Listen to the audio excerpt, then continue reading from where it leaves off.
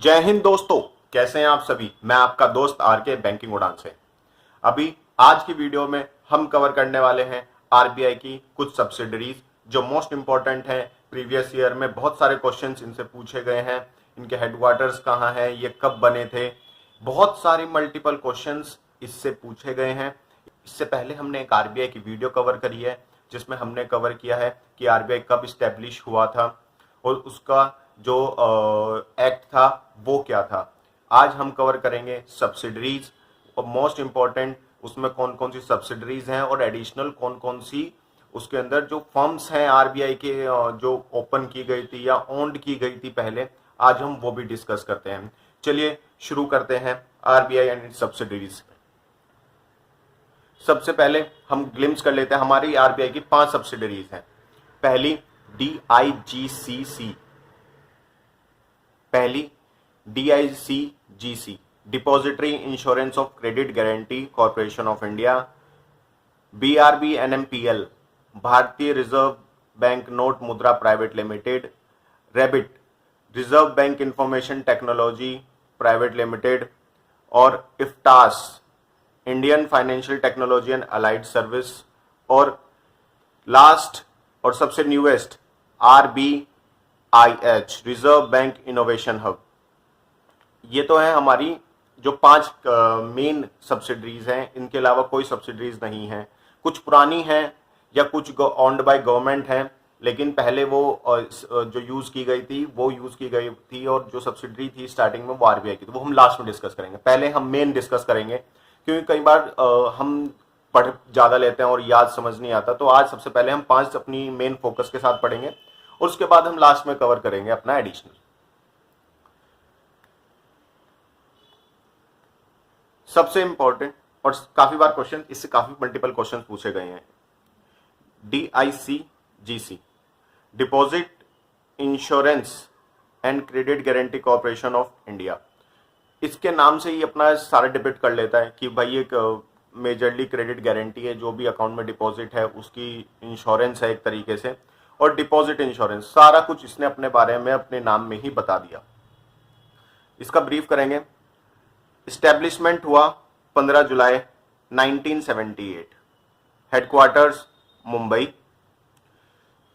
इसके अंदर 2 चीजें थी। क्या था कि डीआईसी जीसी को बनाने से पहले हमने 2 फर्म्स को मर्ज कर दिया था। कौन कौन सी? सबसे पहले डीआईसी और दूसरी थी सीजीसीआई डिपॉजिट इंश्योरेंस कॉर्पोरेशन और credit guarantee corporation of India limited. ये पहले से हमारे यहाँ पे इंश्योरेंस का था लेकिन बहुत लिमिटेड अमाउंट में था, लेकिन इन दोनों को मर्ज करके एक ही संस्था बनाई, DICGC deposit insurance credit guarantee corporation of India. और जो फंक्शंस थे वो गवर्न थे आरबीआई के द्वारा, governed by the provision of DIGC act 1961 framed by reserve bank of India. ठीक है। इसका जो मेन फोकस था वो फोकस था मेरे आपके जैसे डिपॉजिटर्स का ट्रस्ट बनाए रखना बैंकिंग में और उनका विश्वास रहना कि हमारा पैसा कुछ हद तक सेफ है, हमारे पैसे बिल्कुल भी जीरो नहीं होगा। इस चीज को देखते हुए आरबीआई ने इसकी लिमिट्स और इसका प्रीमियम भी डिसाइड करती रहती है टेन्योर पर। DICGC established providing insurance to deposits and guaranteeing the credit facilities. Depositors is insured up to maximum of 5 lakh और जो 5 लाख होगा प्रिंसिपल प्लस इंटरेस्ट होगा। इसको थोड़ा सा आराम से समझते हैं।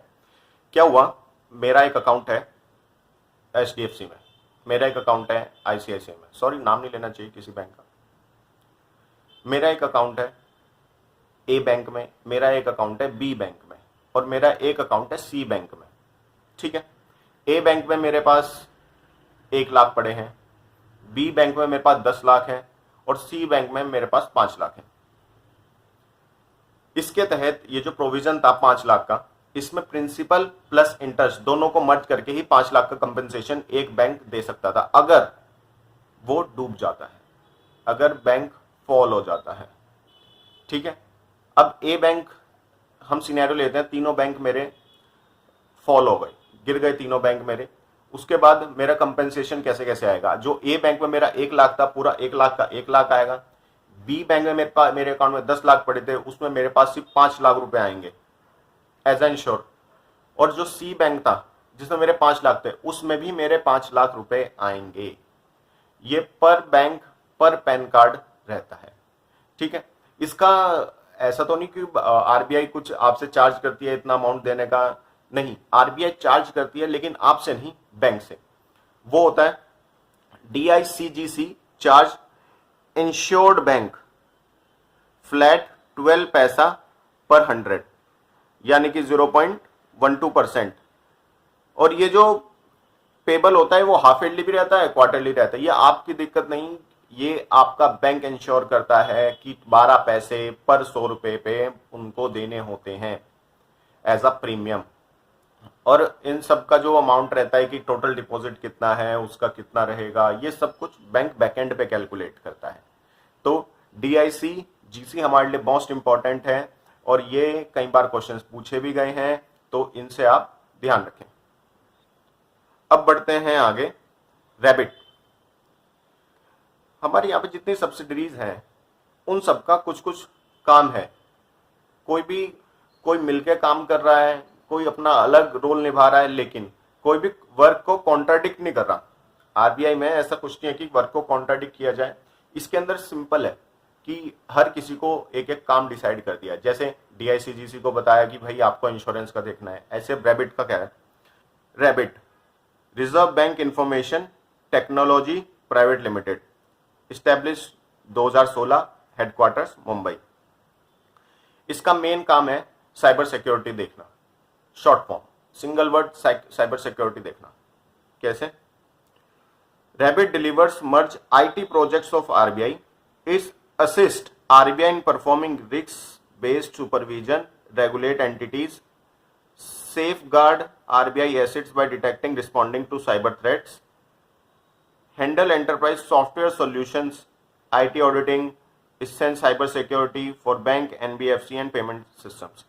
इंडिया में हमारे जो बड़े बड़े पेमेंट सिस्टम्स हैं उनकी जो देखभाल करेगा वो रैबिट करेगा। उनको साइबर थ्रेट से बचाना, उनको साइबर सिक्योरिटी से बचाना और रेगुलर बेसिस पे इनकी ऑडिटिंग करना, क्या ये अप टू द मार्क है, इसमें और क्या चेंजेस रिक्वायर्ड है साइबर सिक्योरिटी से लड़ने के लिए। क्योंकि डे बाय डे एक नया थ्रेट आता है, एक new types of fraud generate होता ही होता है। तो उस चीज से लड़ने के लिए एडवांसमेंट बहुत जरूरी है।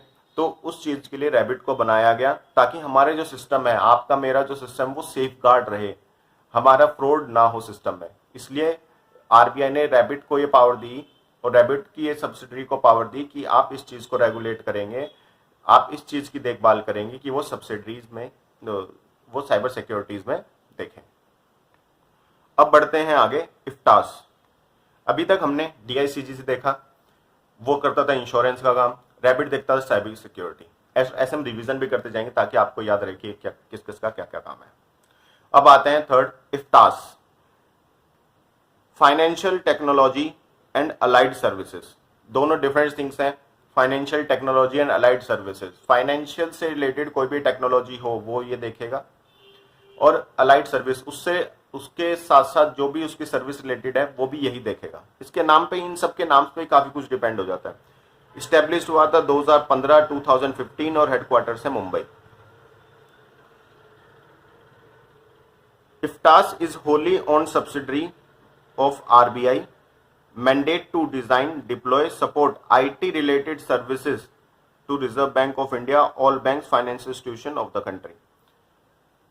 जो आप ट्रांजैक्शंस करते हैं ये उसकी बात कर रहा है। फाइनेंशियल टेक्नोलॉजी, रैबिट देखता है साइबर सिक्योरिटी, ये देखता है फाइनेंशियल टेक्नोलॉजी। जो आप ट्रांजैक्शन करते हैं, RTGS, NEFT, IFT, fund transfer और जो भी इंटरनल भी रहते हैं, वो सब कुछ। और इफ्टास ने 3 चीजों को टेक ओवर किया था। किसको? इफनेट को, SFMS को और IBCC को। इफनेट जो था वो है इंडियन फाइनेंशियल नेटवर्क। कई बार पूछी गई है इसकी फुल फॉर्म, एक बार देख लेना, इंडियन फाइनेंशियल नेटवर्क। और SFMS की है स्ट्रक्चर्ड फाइनेंशियल मैसेजिंग सिस्टम, और IBCC की है Indian banking community cloud service provide करना। ये तो नाम से ही पता लग रहा है। फ्रॉम द IDRT से 1 अप्रैल 2016 को इफ्तास ने टेक ओवर ले लिया। IDRT क्या है? IDRT एक इंस्टीट्यूशन है, मैं आपको बता देता हूँ। IDRT इंस्टीट्यूशन है जो RBI ने एस्टेब्लिश किया था फॉर अ इनोवेशन, कि वहाँ पे लगातार रिसर्च चलती रही, लैब्स हैं वहाँ पे मल्टीपल तरीके की, वहाँ पे ऐसे सॉफ्टवेयर टेस्टेड होते हैं, तो IDRT उन्हें, इसका IDRT का हेडक्वार्टर इज इन हैदराबाद। इफनेट का काम था a secure private network for financial institutions. NEFT RTGS करते हैं ना आप, secured. SFMS messaging standard for RTGS, NEFT and government payments. ये जो स्टैंडर्ड्स थे, जो मैसेजिंग स्ट्रक्चर था, जो आपको नोटिफिकेशंस आती हैं, वो सब ये देख रहा था।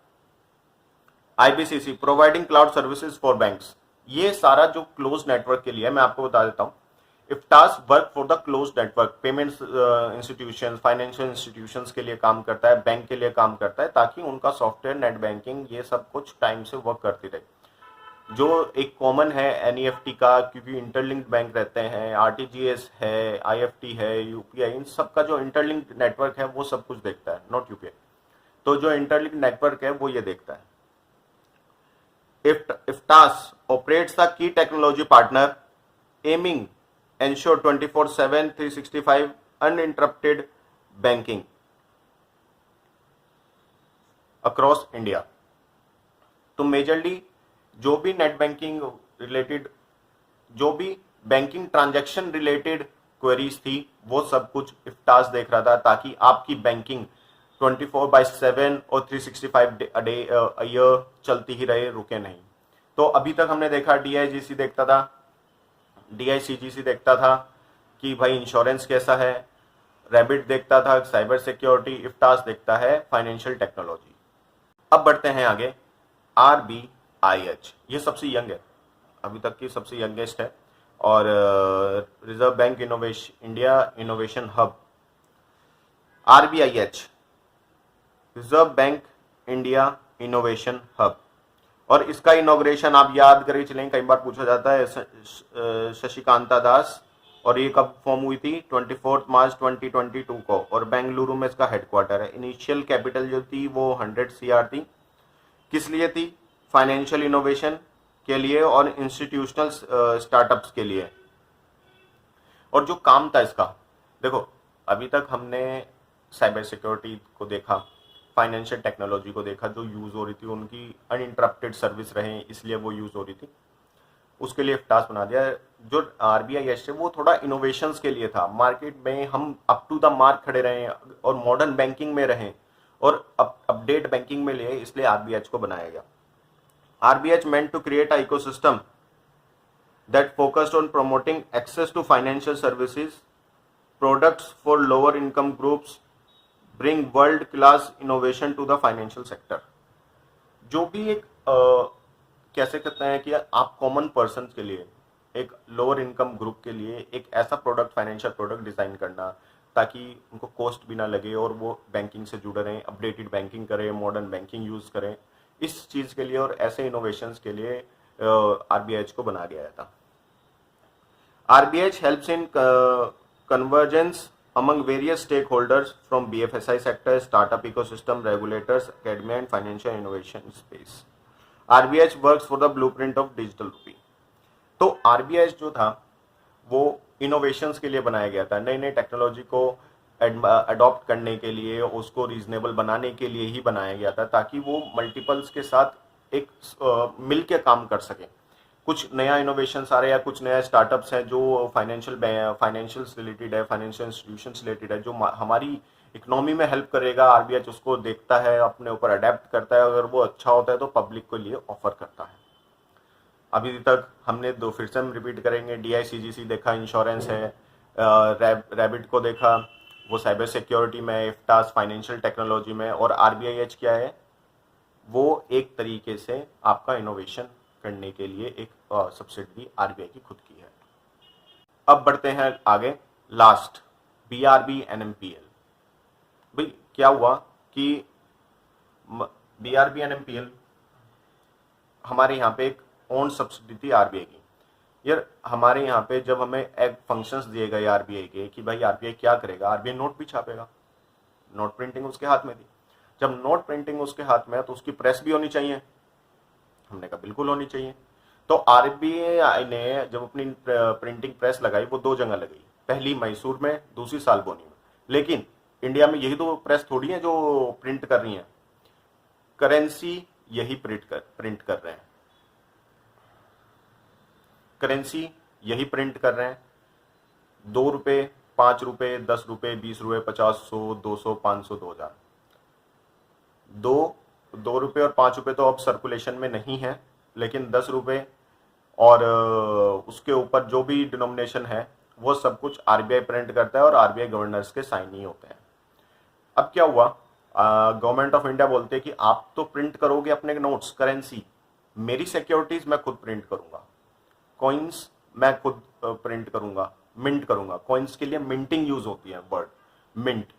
तो कॉइन्स की जो मिंट करता है वो गवर्नमेंट ऑफ इंडिया ने कहा कि मैं करूंगा, और मेरी खुद की भी सिक्योरिटीज हैं वो भी मैं खुद ही मिंट करूंगा। तो ठीक है, लेकिन वहीं पर फिर 1 रुपए का आता है कि 1 रुपया हमारे लिए बहुत पहले से चलता आ रहा है। तो वहां पे फाइनेंस सेक्रेटरी साइन करता है, डिपार्टमेंट ऑफ फाइनेंस में फाइनेंस सेक्रेटरी जो रहते हैं वो साइन करता है 1 रुपी नोट के ऊपर, और वो सर्कुलेशन में भी है। कई बार काफी टाइम के बाद, कुछ 5 साल 10 साल या कुछ टेन्योर 2 साल 3 साल के बाद वो प्रिंट होते ही हैं। 2 रुपए 1 रुपए की करेंसी, 2 रुपए और 5 रुपए अब नहीं प्रिंट होते और सर्कुलेशन में भी नहीं है, लेकिन वो लीगल टेंडर हैं, उनको एक्सेप्ट किया जाता है आज भी। तो अब पढ़ते हैं बीआरबी एनएमपीएल पे।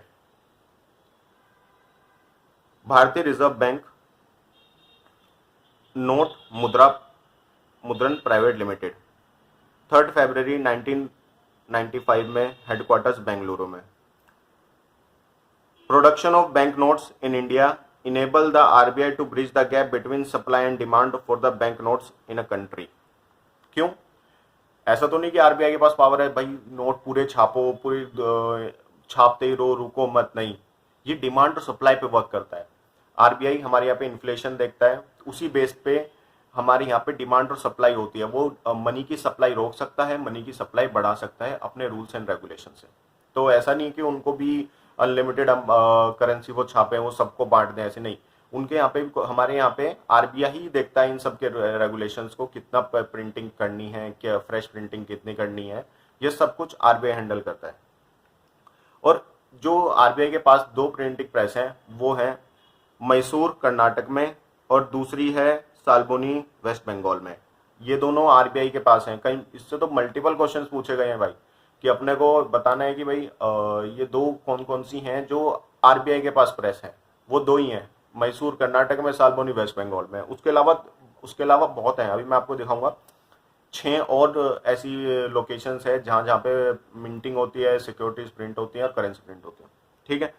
Apart from this RBI have 2 more printing press owned by government of India, पहली नासिक में, दूसरी देवास में। यहाँ पे भाई, यहाँ पे जो प्रिंटिंग होती है वो बीआरबी एनएमपीएल नहीं देखता। आई रिपीट, बीआरबी एनएमपीएल नहीं देखता, उसके लिए अलग फॉर्म है जो वो वहां पे देखती है। वो सिक्योरिटीज प्रिंट करती है, 1 रुपए का नोट प्रिंट करती है।